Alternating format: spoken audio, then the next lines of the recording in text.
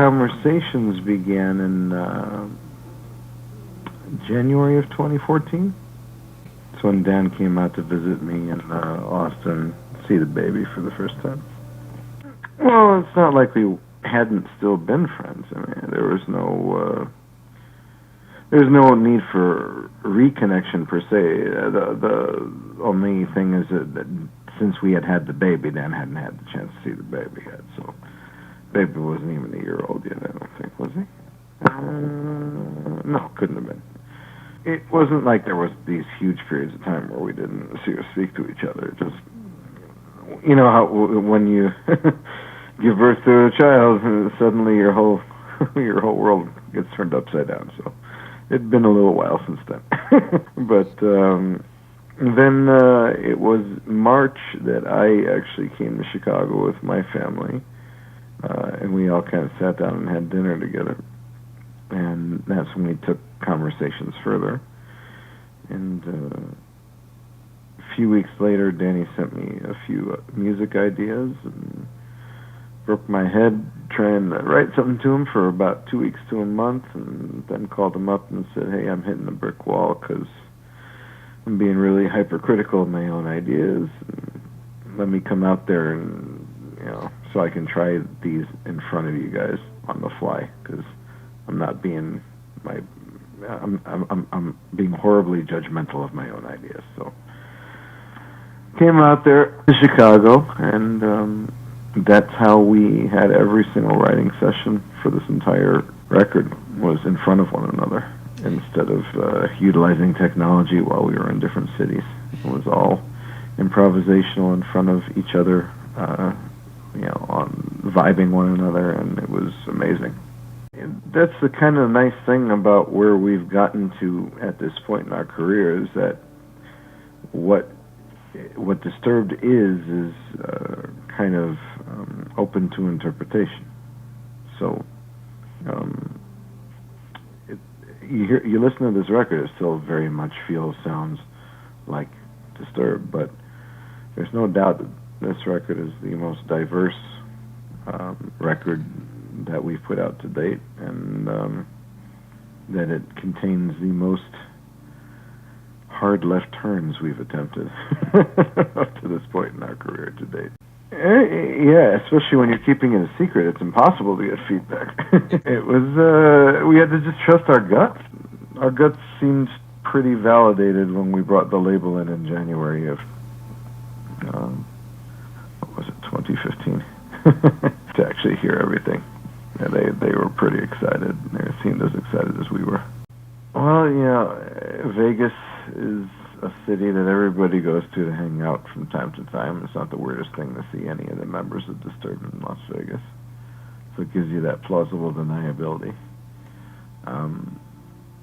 If we were all in the middle of nowhere and you spotted the three of us together, that might be suspicious.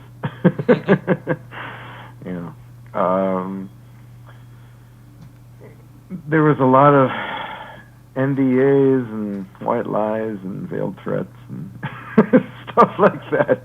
Mm-hmm. A lot of things like Danny would go ahead and he'd make sure to post stuff on his own page when he was at home to make people think, oh, he couldn't be somewhere in Vegas doing a record because I just saw that he was at home just last week. So it doesn't make sense.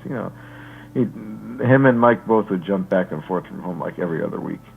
And they'd make sure to leave little virtual hints that they were still home from time to time to kind of throw off the scent.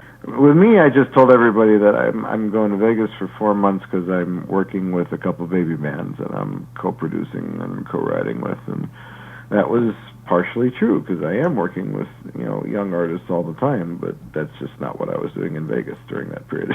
It was among the first batch too, so I guess I could talk about that. I mean, The Vengeful One and The Light were both in that first batch of songs, and The Light actually ended up being the very first song we started tracking with Kevin.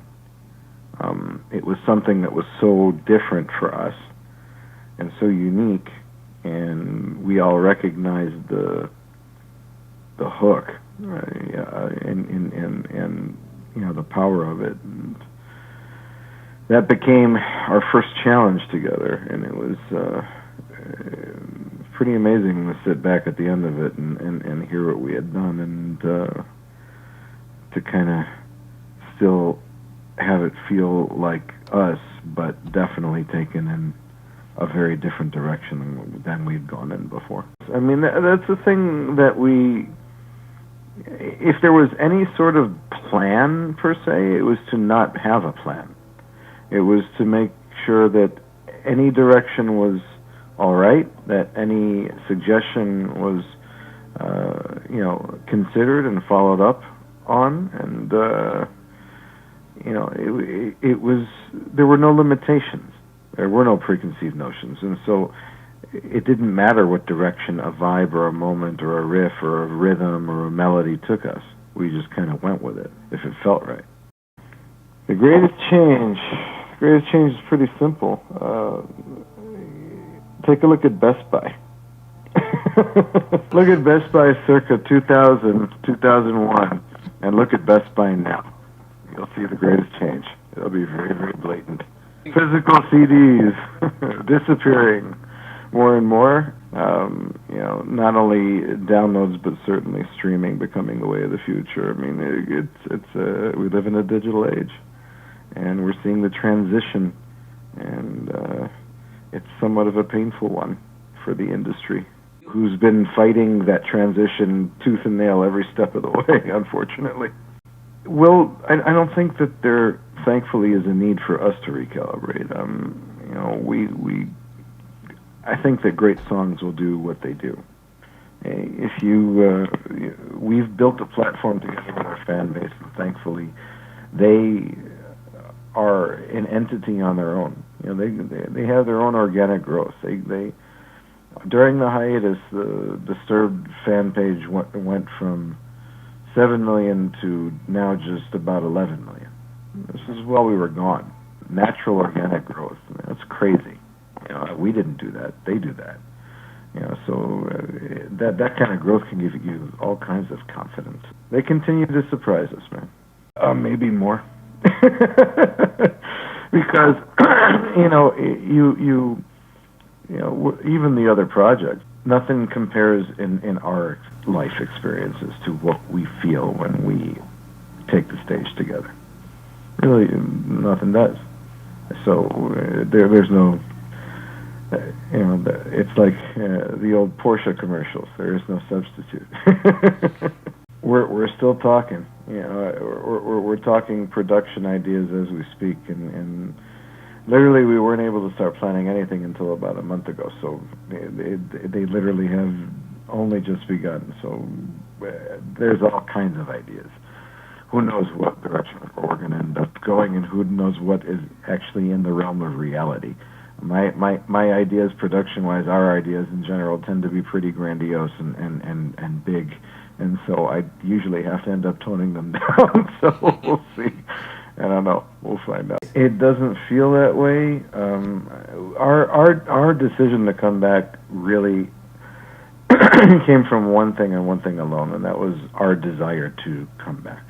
You know, when we felt the fire, when we were inspired to do so, when we had something amazing to present to people, and we now feel that we do. We needed that amount of time to kind of recharge the batteries and get that reinvigoration, and that's really what it comes down to. I mean, no matter what the environment might have been like, it would have taken this to bring us back. It would have taken a feeling from within ourselves to bring us back, no matter how good or bad any indicator might tell you. The indicators look pretty good to me, but there's always people who will be the gloom and doom naysayers, and it'll be nice proving them wrong.